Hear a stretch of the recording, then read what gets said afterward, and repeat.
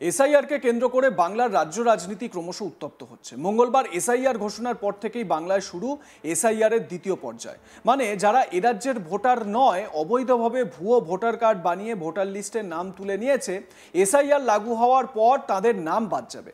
আর তা নিয়েই ব্যাপক ডামাডোল চলছে। তারই মাঝে দেশ জুড়ে অবৈধ বাংলাদেশি ও রোহিঙ্গাদের উচ্ছেদ করা নিয়ে অভিযান চলছে। সীমান্ত দিয়ে যাতে কোনো অনুপ্রবেশকারী ঢুকতে না পারে তার জন্য বাড়ানো হয়েছে নিরাপত্তা। ভুয়ো ভোটার কার্ড বানিয়ে এদেশের নাগরিক হওয়ার পরিচয়পত্র বানিয়ে ফেলছে। এত নিরাপত্তার পরও কিছুতেই আটকানো যাচ্ছে না অনুপ্রবেশকারীদের।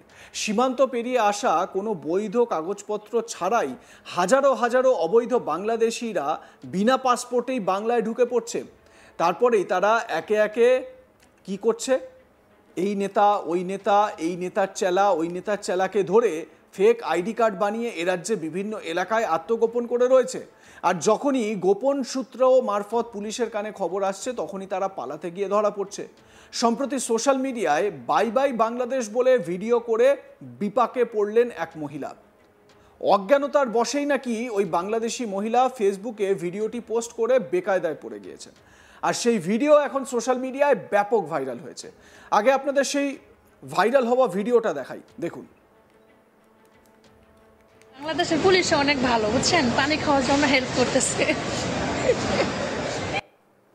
বাই বাই বাংলাদেশ, চলে যাচ্ছি বাংলাদেশ ছেড়ে। যাওয়ার রাস্তাটা 6 ঘন্টা, আসার রাস্তাটা কত বছরের এটা কেউ জানে না। ব্যাস, এই ভিডিওতেই বিপাকে পড়ে গেলেন ওই মহিলা। ভিডিও করে ফেসবুকে ছাড়তেই গ্রেপ্তার বাংলাদেশি মহিলা। তার নাম রিনা বেগম। অবৈধভাবে সৌদি থেকে ভারতে এসেছিলেন তিনি। জানা গিয়েছে ওই মহিলা উত্তরপ্রদেশের আমরোহা জেলার বাসিন্দা, মানে উত্তরপ্রদেশের আমরোহা জেলায় তিনি থাকছেন। নাম রিনা বেগম এবং তার স্বামীর নাম রশিদ আলী। ইতিমধ্যে তাদেরকে গ্রেপ্তার করেছে উত্তরপ্রদেশ পুলিশ। সূত্রের খবর, রিনা বেগম দম্পতি সোশ্যাল মিডিয়ায় বাই বাই বাংলাদেশ বলে একটি ভিডিও সোশ্যাল মিডিয়ায় পোস্ট করেছিল। আর সেই ভিডিও ভাইরাল হতেই উত্তরপ্রদেশ পুলিশের নজরে আসে। এরপরই আমরোহা পুলিশ ওই বাংলাদেশি মহিলা এবং তার স্বামীকে গ্রেপ্তার করে তদন্ত শুরু করেছে। পুলিশ সূত্রে জানা গিয়েছে রিনা বেগম নামে ওই মহিলার আসলে তারা বাংলাদেশের নাগরিক। তার কাছ থেকে বাংলাদেশের পাসপোর্ট মিলেছে। রিনা বেগমের সঙ্গে রশিদ আলীর সৌদিতে দেখা হয়েছিল। এরপর বন্ধুত্ব থেকে প্রেমের সম্পর্কে তারা জড়িয়ে পড়ে। তারপরই তারা বিয়ে করে। চলতি বছর রিনা সৌদি আরবিয়া থেকে বাংলাদেশে চলে আসে। তারপর মাস কয়েক আগে নেপাল হয়ে বিনা পাসপোর্টে অবৈধভাবে ভারতে ঢোকে। তারপরে তারা উত্তরপ্রদেশের আমরোহাতে থাকতে শুরু করে।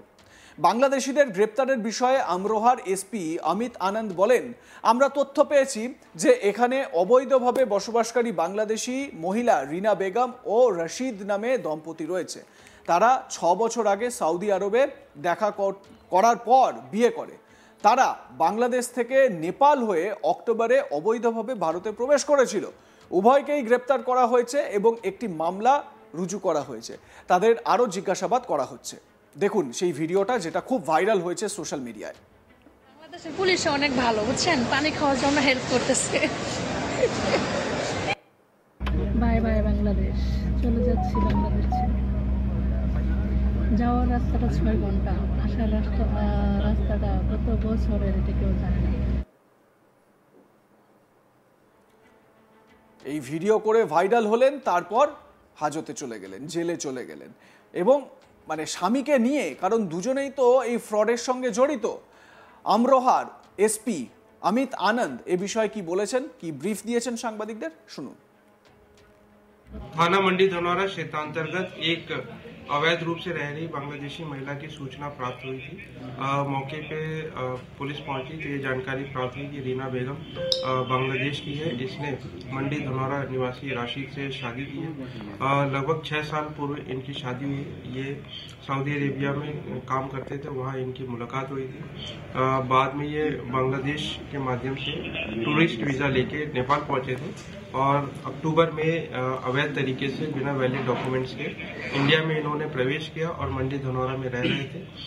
इन्होंने किसी भी प्राधिकृत एजेंसी पे इसके बारे में कोई सूचना नहीं दी और बिना वैलिड डॉक्यूमेंट्स के थे।